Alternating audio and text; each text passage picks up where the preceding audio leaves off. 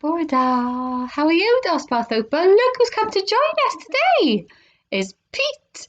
He has been enjoying our book this week because it's well-being week. So every time he fancies a little chill out, he's been reading. Haven't you, Pete? So he's going to join us for the next chapter of James and the Giant Peach. Okay, we're just going to read chapter 17 today. Okay, are we ready? At this moment, the scene inside the peach itself was one of indescribable chaos. James Henry Trotter was lying bruised and battered on the floor of the room amongst a tangled mess of centipede and earthworm and spider and ladybird and glowworm and old green grasshopper. In the whole history of the world, no travellers had ever had a more terrible journey than these unfortunate creatures. It had started out well, with much laughing and shouting, and for the first few seconds, as the peach had begun to roll slowly forward, nobody had minded being tumbled about a little bit. And when it went bump and the centipede had shouted, "That was Anne Sponge," and then bump again, and "That was Anne Spiker," there had been a tremendous burst of cheering all around. If you remember, the peach broke free, didn't it? And it squashed Anne Sponge and Anne Spiker, and it ran all the way through the village and off the cliff and landed in the sea. But as soon as the peach rolled out of the garden and began to go down the steep hill, rushing and plunging and bounding madly downward, then the whole thing became a nightmare. James found himself being flung up against the ceiling and then back onto the floor, then sideways against the wall, then up onto the ceiling again, and up and down and back and forth and round and round. And at the same time, all the other creatures were flying through the air in every direction, and so were the chairs and the sofa, not to mention the 42 boots belonging to Centipede. Everything and all of them were being rattled around like peas inside an enormous rattle that was being rattled by a mad giant who refused to stop. To make it worse, something went wrong with the glowworm's lightning system, and the room was in pitch darkness. There were screams and yells and curses and cries of pain, and everything kept going round and round and round. And once James made a frantic grab at some thick bars sticking out from the wall, only to find that they were a couple of a centipede's legs. "Let go, you idiot!" shouted the centipede, kicking himself free, and James was promptly flung across the room into the old green grasshopper's horny lap. Twice he got tangled up in Miss Spider's legs, a horrid business.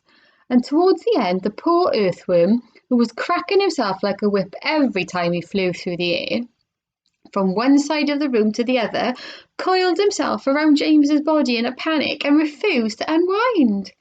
Oh, it was a frantic and terrible trip. But it was all over now, and the room was suddenly very still and quiet. Everybody was beginning slowly and painfully to disentangle himself from everybody else. "Let's have some light," shouted the centipede. And can you see them all recovering from a very bumpy ride? "Yes," they cried, "light, give us some light." "I'm trying," answered the poor glowworm. "I'm doing my best. Please be patient." They all waited in silence. Then a faint greenish light began to glimmer out of the glowworm's tail, and this gradually became stronger and stronger until it was anyway enough to see by. "Some great journey," the centipede said, limping across the room. "I shall never be the same again," murmured the earthworm.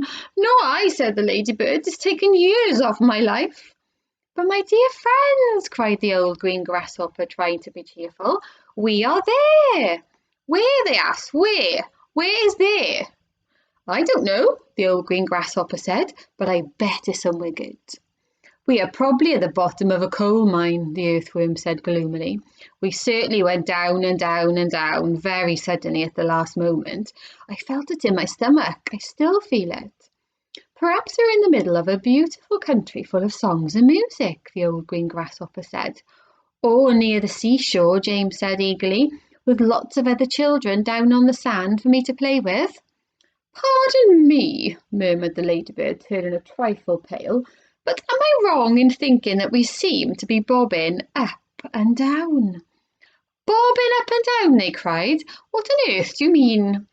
"You're still giddy from the old journey," said the old green grasshopper. "You'll get over it in a minute. Is everybody ready to go upstairs now and take a look around? Yes, yes, they chorused. Come on, let's go. I refuse to show myself out of doors in my bare feet, the centipede said.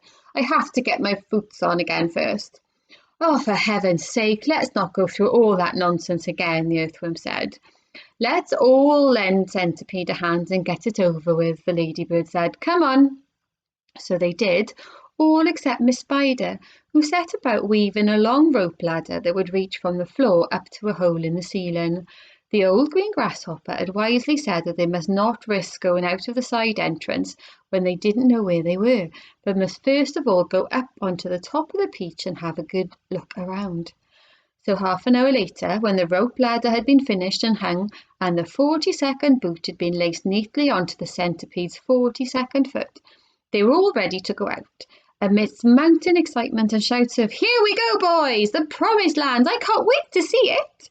The whole company climbed up the ladder one by one and disappeared into a dark, soggy tunnel in the ceiling that went steeply, almost vertically, upward.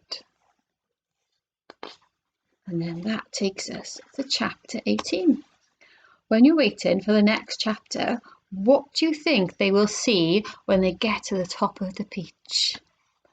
Remember, we know a little bit more than these, don't we? We know that they are bobbing up and down in the sea. So what do you think they will be able to see at the top? What do you think, Pete? Ooh.